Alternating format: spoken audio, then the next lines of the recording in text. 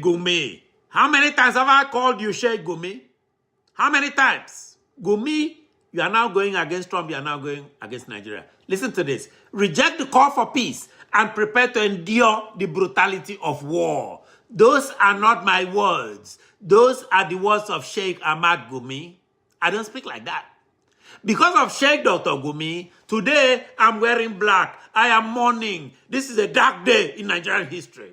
Since the Trump era Sokoto Christmas attacks, many influential voices in Nigeria have gone quiet, radio silent. Some have gone into hiding. I have not seen the Sultan of Sokoto myself in public, but Sheikh Gumi feels emboldened.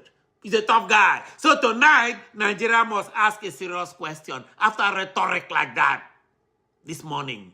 Is this peace advocacy or a threat issued to a sovereign state that, like Nigeria? Is Nigeria still a sovereign state? Because when a radical Islamic cleric wants a nation that rejecting his own framework leads to war, that it crosses a line, ladies and gentlemen. Let us look at fact versus fiction. Let me be precise. Fact. Sheikh Gumi publicly posted a statement warning that rejecting his own peace framework will lead to, quote, the brutality of war, unquote. For years, this sheikh has advocated negotiation with armed Islamic groups rather than their military defeat. He's never advocated for their defeat. This is my opinion. Across large sections of Christian Nigeria, Gumi is viewed not as a neutral mediator, but as the most prominent intellectual enabler of violence against Christian communities. Clearly, this is my opinion. That perception is real, though. It is widespread and it is politically consequential. Especially after Sokoto, it is politically consequential. Narrative control and Wikipedia. Let me say this on record. Wikipedia, which you can go there and write your own, how you think. Wikipedia's profile of Sheikh Gumi reflects the northern establishment / caliphate power narrative in Nigeria. It is not the moral consensus of Nigerians who have buried their dead. 7,000 Christians died last year, according to Riley Moore. Wikipedia records power. It does not record pain. And millions of Christians, unlike how Wikipedia sees him, do not see Gumi as a peacemaker. They see a man whose rhetoric explains away slaughter while villages burn. Hundreds of villages, maybe thousands. This rhetorical escalation by Gumi is a national security issue. This was not mediation language. This was conditional. This is coercion. This is own peace model or accept war. That framing does the following. It shifts responsibility from armed Islamist groups. It places moral blame on the state, Nigerian state, and victims. It pressures government under the threat of catastrophe. This is why this is no longer theology. This is national security. Ribadu, who goes to bribe people in DC, who goes to lobby with $9 million Nigerian dollars, I hope he's watching this. Let's go to the Magnitsky logic, which is not a verdict. Let me apply Magnitsky to this man. I am not issuing a legal judgment. But under the global Magnitsky framework, we target enablers of gross human rights abuses, individuals who legitimize or excuse mass violence. Sheikh Gumi raises serious flags. Serious red flags, including the following. Persistent public defense of negotiation with terror-linked armed groups. They're usually Islamic groups. I don't know any Christian groups involved here. Public minimization of atrocities against civilians. Moral pressure campaigns against military resistance. That is Magnitsky logic. That is the act that is going to be applied against people like Gumi versus Trump. This is where worldviews collapse. On one side, on Gumi's side, you have accommodation, dialogue with kidnappers, fear-based persuasion, and on the Trump side, when it comes to Nigeria, as you can see here, zero tolerance for terror, even worldwide, for terror ecosystems, including clerics who sanitize violence.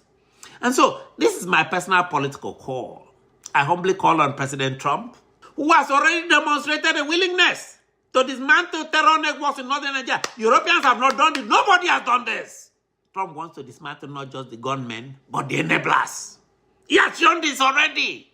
Sheikh Gumi should be investigated. He should be sanctioned. He should be examined under international law. Maybe he should be brought to New York like Maduro.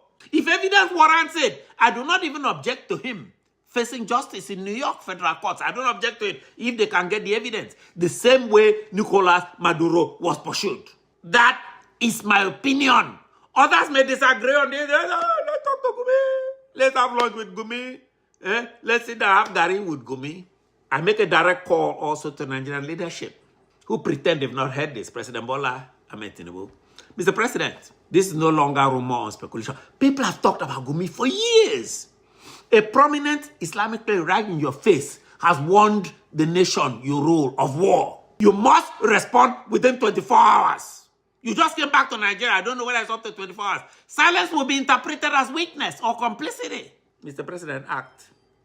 Minister of Defense and CDS. Nigeria has recently tried this symbolic balance in its security leadership amid international pressure from Trump. Many consider this cosmetic. I'll explain why. The current Chief of Defense Staff, Christopher Musa, who is in fact, the Minister of Defense, is widely seen as a Christian appointment, meant to reassure Washington after earlier controversies. They're trying to tell Trump, no, not Muslim. There is public commentary suggesting that Musa is institutionally close to entrenched northern military networks. His appointment is viewed by critics as symbolic appeasement, not structural reform. That makes this moment decisive. General Musa can prove me wrong here. Let him issue a clear and public statement about Gumi, and people like Gumi or forever hold his peace. The vice presidency and Bishop Kuka, there are persistent political discussions. Right now in Nigeria, that President Tinubu may soon present, he wants to please Trump, he may soon present a Christian vice president to project rebalancing and reduce external pressure from Trump and from Washington, D.C. Names frequently mentioned include Christians, Matthew Kuka and Yakubu Dogara, former speaker. Whether or not it materializes, Bishop Kuka, a former, I'm saying former because now the man is always quiet, former most prominent moral voice of Christian Nigeria, must speak now. He has been quiet. I hear he's working with, he's a party man now. Some are accusing him of politically supporting Tinubu, hence his silence. Since the Sokoto Christmas bombings in his own Sokoto archdiocese, this is a man that used to go every day and sit in front of Congress and say they're killing Christians, suddenly he's quiet. On this threat, on this rhetoric, on this moment, Bishop Kuka, silence is no longer neutrality. You are silent, you are taking side with the enablers. This is my final warning. This is the line. Nigerian Muslim cleric must stop issuing ultimatums to the state. Government must stop outsourcing authority to fear to people like Gumi. Leaders must speak now, not after the bloodshed, not after hundreds of thousands have died. Those who refuse to speak today should forever hold their peace. Like, subscribe, share the Ofion show. Action must be taken, ladies and gentlemen, against Sheikh Dr. Gumi immediately. I hope President Trump is watching. I know Tinubu is going to pretend like he's not watching. I am the voice of the voiceless.